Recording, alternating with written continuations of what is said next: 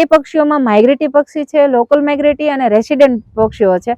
અને આમાં ખાસ કરીએ તો ખીજડીયા પક્ષી અભયારણ્યનો રાજા જે કહીએ એ બ્લેક નેકેડ સ્ટ્રોક એટલે કે કાળી ડોક જે ખીજડીયા માટે એક ગર્વની વાત છે અને એક ખૂબ પ્રચલિત અને લોકોનું પ્રિય એવું પક્ષી છે.